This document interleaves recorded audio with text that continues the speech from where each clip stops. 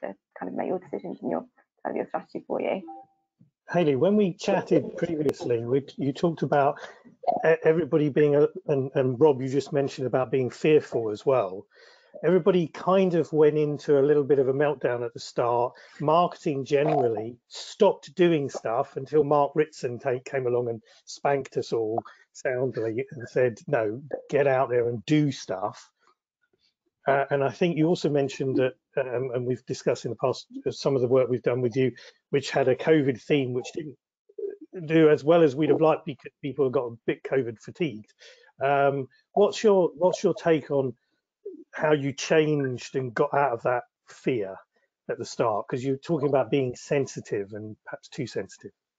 Yeah, I think we just learned to listen to our audience. So you're right, at the beginning, we kind of just stopped everything and just felt almost a bit kind of insensitive to start like kind of really regularly asking people. But then we just noticed lots of unprompted, like really generous cash donations coming in and started to go, okay, actually people get this, like they want to help. There's definitely an appetite there. This is what our donors are telling us. So started doing some emergency appeal stuff, started kind of increasing the frequency of our email comms, talking about what we were doing, talking about how people could help, what the situation was on the ground, and just noticed that the response we were getting to that was really positive. So monitored that really quickly, and definitely kind of tailored stuff as a result to what we were seeing, kind of monitoring all of our social channels, looking at the conversation there. And then, yeah, we definitely noticed though, towards the end of the year, when we kind of won our third COVID campaign, that perhaps people had kind of reached the limit of how up they were for hearing about this. So then we kind of dialed stuff back and just spoke about our work more generally and the stuff that we know that we do well, that we would have done before COVID, and kind of stay true to our brand and our work. So yeah, I think yeah, the key there to being fearless is, I think, just listen to your donors and they'll tell you if you're on the right track. I think just kind of stay really tuned into what the reception is, I think, and that should sort of guide you and where you need to be. I think it's okay to take a risk if you're checking in with them and you can tell that they're kind of happy, they're responding to stuff. Donna, did you see a similar peaks and troughs, a successful emergency campaign that then kind of petered out a little bit? Or do you know what I think? This is going to be a controversial thing to say. That's right. That's what we want to hear. I think that COVID gave us a massive opportunity for creativity. I actually think that, so our organisation is a fearless organisation. Our leader and our leadership team, so our CEO and our leadership team, we have three values, which are courage, creativity, and compassion.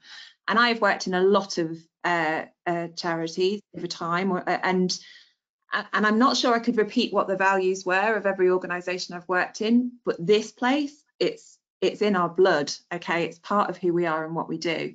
And I think that courage and creativity were never, obviously compassion as well, but courage and creativity were never so challenged. It was almost like, okay, so our events have been cancelled, and you know, I had put in quite a big budget to fundraise for challenge events last year. We just put a challenge events person in post. It was, you know, a new income stream for this charity.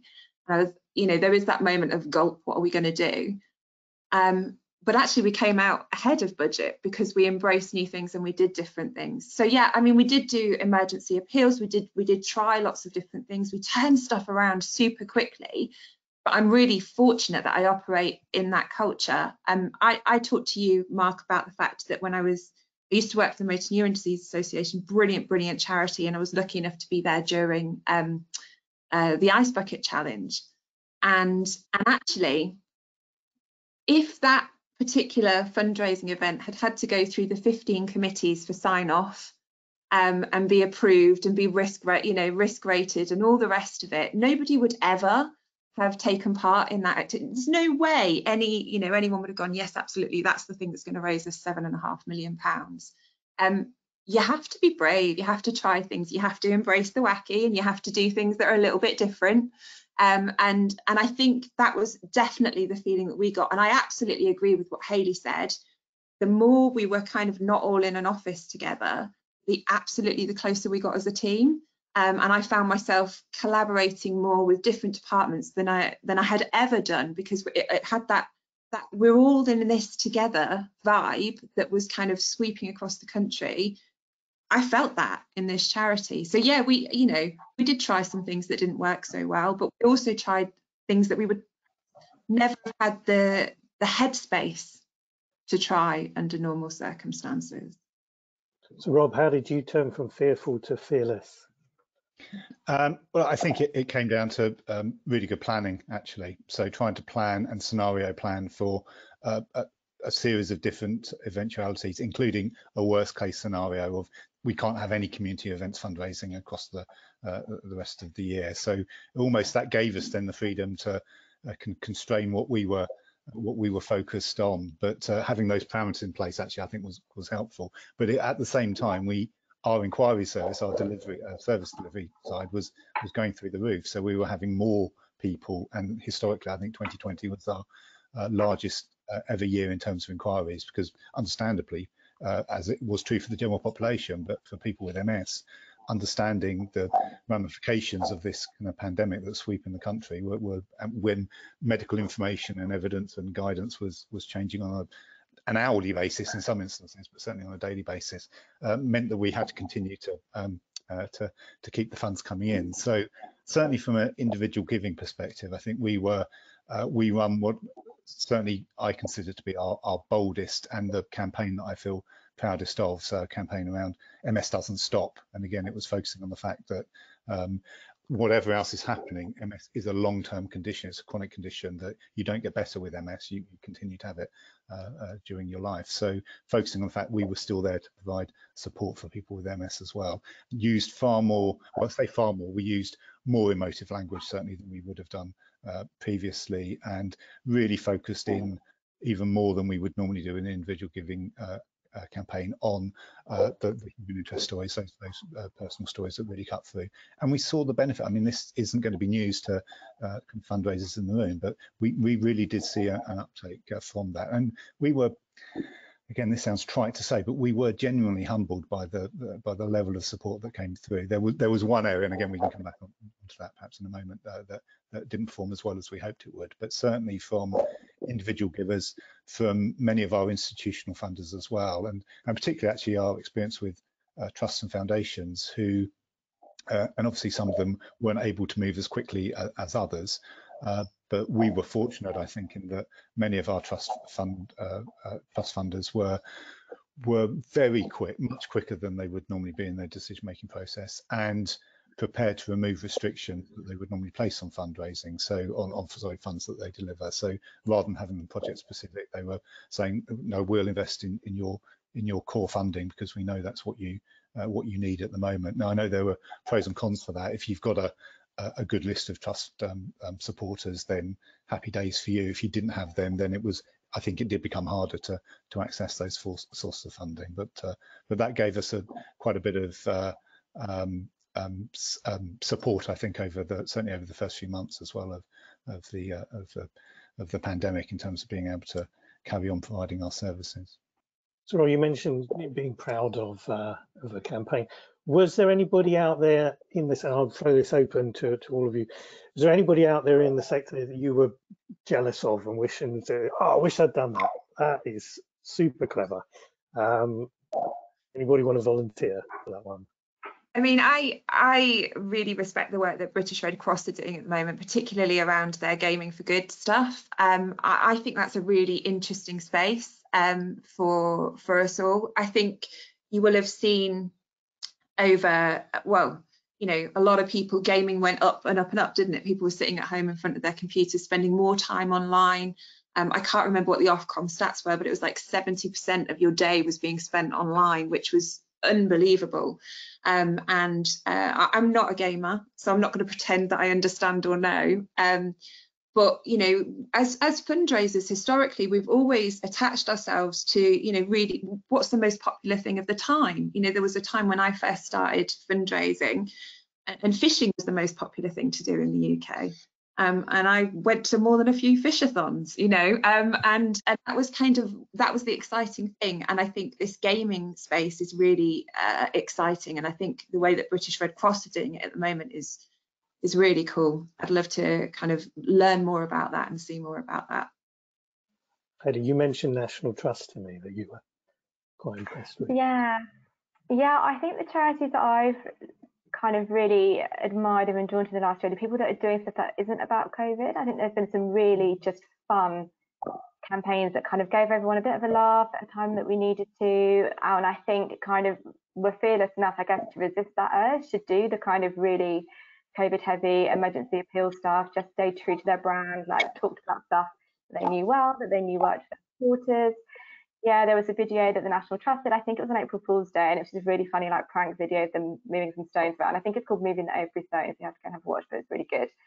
Comic Relief did some really cool stuff this year with their Achievement Clearly campaign, kind of made it a really fun, like family-friendly virtual activity that I think was literally called, I think Hassan was rescuing the nation's wealth or something like that. So really just kind of embraced the fact that I think everyone needed a little bit cheering up.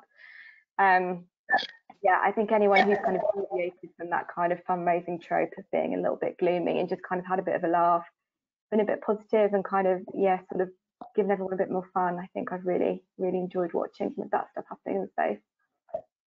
Rob, anything to add on that? Anyone that caught your eye? I think, and this is going to be kind of probably the most obvious answer that you'll hear in any webinar this year, but I mean, the captain, Tom, I mean, what happened there? And picking up on what Donna was saying about the Ice Bucket Challenge, I think if you'd had pretty much any professional, fundraising professionals in a room, the idea of an elderly man walking around a garden, we wouldn't necessarily have latched upon that as being the kind of fundraising story of last year and perhaps many years before as well. And I think, and again, it just demonstrates, I think, and again, it's going to sound kind of trite to say it, but the power of those cut through kind of human stories, the fact that one person can raise, I forget, what was it, 38 million or something like that he got to in the end, which is just, I mean, that's an astonishing achievement, and it's something, again, because, and it may well be, and this could be a sobering lesson for us in this room to think about when there isn't a fundraising kind of apparatus around it as a professional fundraising function. Clearly that came in and supported later on, but it's almost making your organisations transparent to enable the people with the real stories to be able to shine through. Just pick up on that, because when we've discussed stuff previously, everybody's focused on the fact that, you know, normally charities are quite cautious. They've got several layers of committees and people and stakeholders, all who want to say things, but these ideas kind of transcend them. And all of you as one, and you're all nodding now, all said you've become more agile, you've become more responsive, you've become more fearless at the way you work, not necessarily the ways you raise funds, but just the way you work. I mean, and also you mentioned that you've all become closer as a group. Our own senior management team at Park House, we've never been closer ever. It's quite astounding, even though we haven't been in the same place. So I wonder if you could elaborate on that, because I think it's a really important thing that everybody has learned, this new agile way of working. Shall we start with? Let's start with.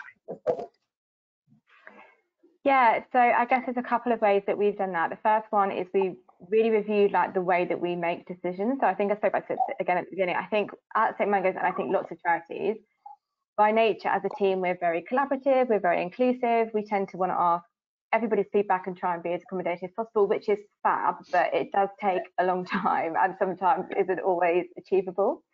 So I think kind of from the beginning, when we were having to work much quicker and all remotely, we really set out like a decision-making framework. So, you know, who is the person at the top that makes the decision, and kind of anything else that disagrees below there, they're the people that make the call, and what role do people have to play? How is their feedback going to be incorporated?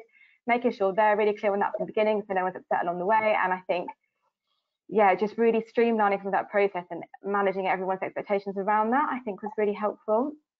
We've also definitely, I think we were pretty good at this before, but really improved our culture of like testing and learning, I think, as well, just having a go at stuff. And I think if you do have to have those difficult conversations where you're looking to get some internal buy-in, just get someone to let you have a go at testing something, like with a little bit of budget for a couple of weeks, see if it works. If it doesn't, you don't do it again. If it does, you kind of expand it. So yeah, I think just bringing everyone on board to that kind of way of thinking, I think was really crucial for us.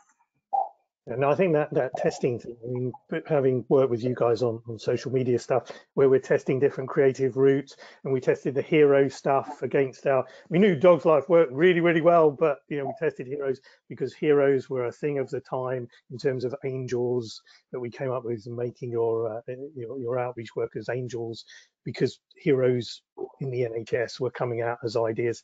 That testing is very, very important. It's absolutely crucial. So Rob, what's your take on? In terms of structures, I think one of the great dangers working entirely on Teams is that from morning to night you have meetings blocked out in the calendar. So I think and also within the trust, we were working on reduced hours up till the end of April, so 80% capacity, and it's amazing how knock on even just one day out of the office has on in terms of your on your comms, trying to get everybody together. So we focused a lot actually, and this isn't just within the fundraising space, on ensuring, and this sounds counterintuitive when I talked about trying to remove meetings, but ensuring that we've got those social points of contact within the calendars as well, because we're not bumping into each other in the kitchen or nipping out for a coffee or going out for lunch. So actually putting in coffee and cake, you have to provide your own coffee and cake, but putting those opportunities in the calendar as well, having an informal catch up after our weekly briefing meeting, full staff as well, and just breakout rooms with a few people in. And that's whether that's nice to do as an organisation, but it's absolutely informed what we're doing in terms of our decision making as well. Because I think the danger is, and this is something I think we have experienced to a certain extent at the trust, is you can just revert to your silos, and that within the fundraising team we talk very, very frequently, so on a as regular basis as we possibly can, but across the organisation, and we're a relatively small organisation, that doesn't always happen. So engineering those opportunities for us to come together in a social space then absolutely bleeds into the conversations we're having from a work-related point of view as well. And certainly, I think in terms of decision making, again, as Hayley said, we've removed the barriers that we would have had to enabling a good idea to get to market, if you like. And that's been who really needs to be involved in this discussion, getting them on board, and then getting that sign off really quickly. One of the initiatives or innovation offend a colleague in the organisation has brought to bear is turbo meetings. So 15 minutes, that's all we've got the time for. It's one topic, it's a clear decision, next step made at the end of that meeting, and then we action that. And it's amazing how productive those meetings become. And in fact, you can contain an awful lot of information and good quality kind of decision making within that 15-minute period. Donna, how did you fearlessly change the way you work, or did you not? Yeah, look, I think we did. I think we certainly, we've all had to fast forward our thinking around how we engage with our supporters. This kind of, we weren't using Teams prior to this happening, so that sped that process up for us massively, and it's definitely increased the collaboration between the teams and the functions, because we've had to take our charity into our supporters' homes rather than them coming to us and engaging with us in stores or out on the street, or however that might have happened previously. So we had to do that. I think we tested new ideas that were quite low risk. I think we responded really quickly. I think, we've always had that courage, as I said before, not a fearful organisation. But of course, like all organisations, we have systems and processes. And if we want to get an idea kind of made into something, into a campaign, that probably is going to take, I mean, this probably still doesn't feel like a very long time to some people, but maybe 6-7 weeks to turn around. Whereas when something like, the 2.6 challenge reared its head, which was the replacement for London Marathon, we had less than a week.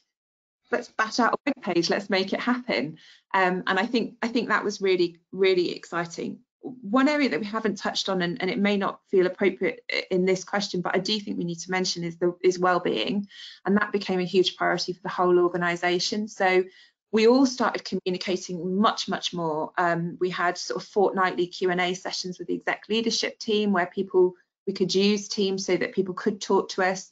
Our retail staff were furloughed. We interestingly took the decision not to furlough our fundraisers. We wanted them to be the lone voice in the room, to embrace virtual networking, to get out there and grow their relationships, and that worked really, really well for us. And I think was a really fearless move not to do that, because actually I think it did help us to continue with those relationships or build new ones.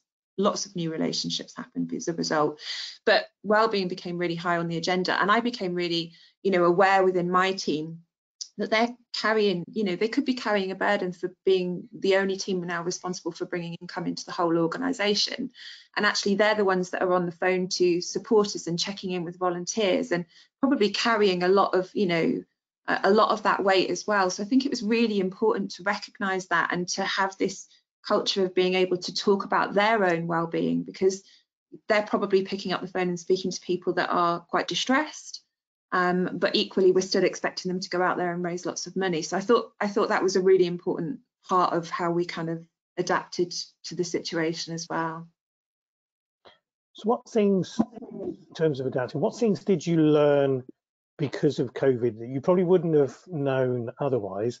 Good and bad things that happened to you that you wouldn't have dreamt of, but COVID has forced you to learn, whether it's positive or negative. Who would like? Rob, let's start with you. It's an interesting question. I think it's clarified for us that our major donor pipeline isn't as robust as it needed to be. When I mentioned earlier about the one area of underperformance in our individual giving campaign, is actually the way that we were able to access and then win support from major donors. And so that's a piece of work, and clearly that's not something you just turn on overnight. It's something that takes a while to build up. So that's certainly a renewed focus for us as an organisation moving forward. And I think in the other areas of particularly with relation to fundraising, it clarified what we're doing in the corporate space. So we haven't, I think it's fair to say that corporate fundraising in terms of general company support hasn't been a huge driver for us. It's not been a big income stream actually for us over the last few years, but we have probably put disproportionate amounts of effort into doing that. Whereas I think over the last year, we've seen where we have got those, again, really strong kind of multi-level kind of relationships with companies that are particularly active in the healthcare space. That's really shown kind of great benefit for us. So I think that more scattergun approach of, well, where can we find a corporate partner? Where's a corporate supporter? Even though there may not be any real kind of synergy with our mission or vision or values, indeed, then why are we trying to chase that when there isn't really going to be an obvious win there for us? So I think it's helped us be more focused, absolutely, in terms of what we're going to be doing kind of post COVID as well. And what have you learned to do differently, good or bad? I think we learned how reliant we were on our services and beneficiaries for content and storytelling. So we've not really talked about that so much, but during lockdown, that was really difficult. Like, so much of our content is telling stories of people that have recovered from homelessness, how we've supported them, getting out to our hostels, getting photos, taking videos.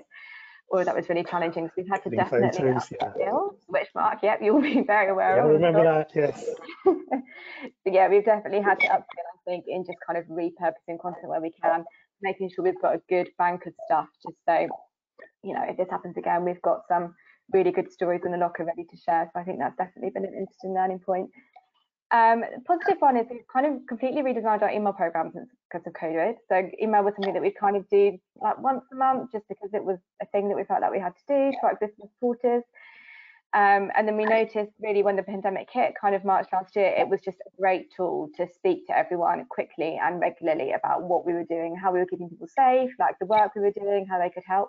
And we noticed a really, really positive response, and we've completely kind of transformed all of our journeys, kind of all our segmentation, stuff like that going forward. And it's now a much more prominent channel for us that raises a much bigger proportion of income than it did before. So that's been a really positive story we've taken out of this, I think.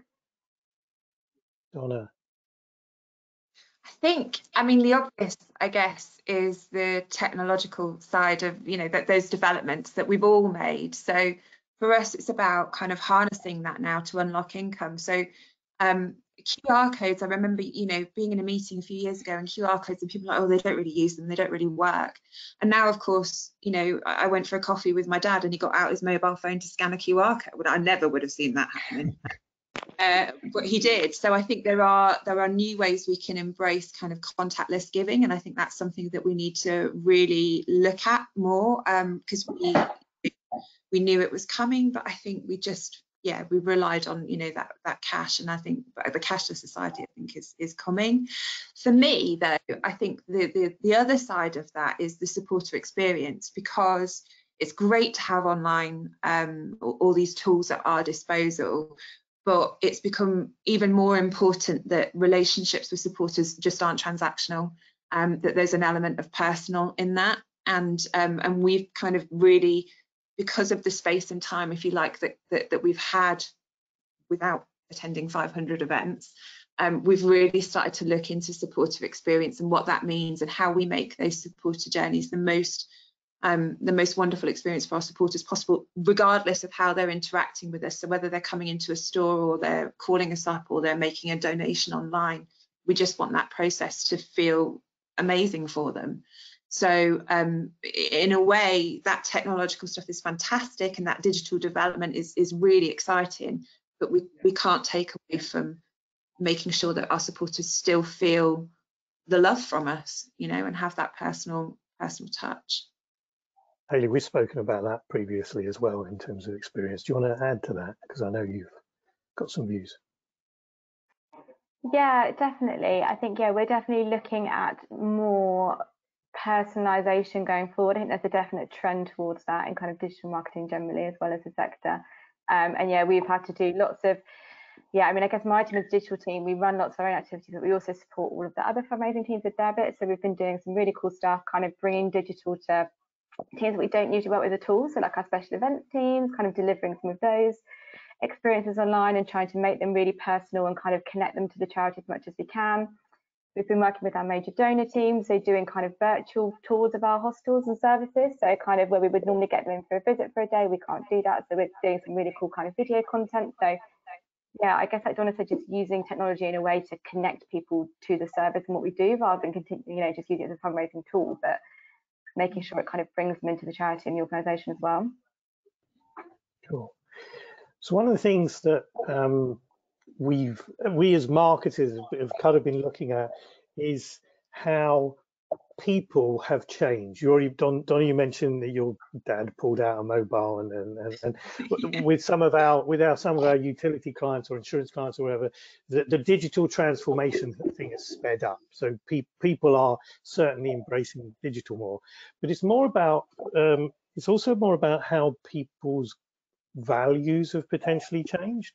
So one of the things that we've been discussing is whether people have become more thoughtful and caring and more conscious of society and what's going on, which obviously would impact positively on all charities. Do you think that COVID has had an effect on making people think, possibly maybe a bit more local than national, but you know, people are thinking like that? Do you think that that's here to stay, or do you think that's a bit of a blip and people will perhaps not remember how important it is and how the heroes that help them from various charities and the NHS and things like that are more important than footballers and pop stars and stuff like that? Is it real or is it a blip? Rob, let's start with you on that. Well, absolutely. Obviously, I hold to the belief that it's not a blip, and it's always been there. So people have always had the capacity, and that idea that people might have a kind of a bottom to their bucket of compassion. So that's a horrible analogy to use, but it's not true. It never has been true. So I think it's incumbent on any charity to be able to tell those stories that engage that compassion, because it's there, it's always been there. I mean, whether it will play more for locally based charities that are very visible in their communities and can demonstrate real kind of on the ground need, as opposed to charities that are either nationally based or have, as you talked earlier about, a longer term kind of research focus. That'll be interesting to see how that absolutely how that plays out over the next few years. And I think particularly just thinking closer to home in terms of the MS space, I think what we will see is I think from the service users, the people with MS that we support, I think they'll become even more insistent in ensuring that they get equality of care, because that's one of the things that this is going to be a huge kind of story that will continue for months and years to come, unfortunately, I think. But the waiting lists, obviously the hiatus in care that people received, and I think that may have a knock-on impact as well for charities that are operating in those spaces, if they can harness the concerns and the very real frustrations of the people that they're supporting and turn that into positive action as well. And that may well be being more insistent and above the line in terms of the campaigning. And I think that's, and particularly, sorry, I'm confusing two different things slightly now, but certainly for a younger generation of potential charity supporters as well.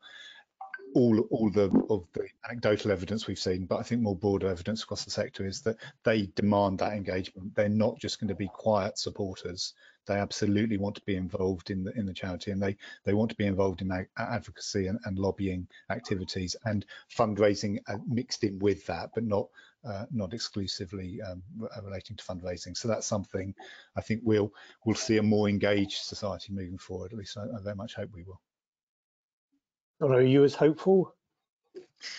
Yeah, there's a part of me that when Rob said it's always been there, I was like, well, that's exactly what I think I would have said. I think that you can't work for charities for 23 years in fundraising and have any doubt that the public are going to stop giving, because they won't. And I think it's definitely been elevated. I think it's been really interesting to see some of the new heroes, if you like, who people have taken into their hearts, and they are people that were, kind of displaying that compassion during that time. If you think about people like Joe Wicks and some of these guys who have, offered something back, and I hope that level of support neighbourly. I've worked for local charities and national charities, and that debate isn't new, right? What's going to be, well, it's easy for you because you're a national charity, or it's easy for you because you're on the ground. That's never going to go away.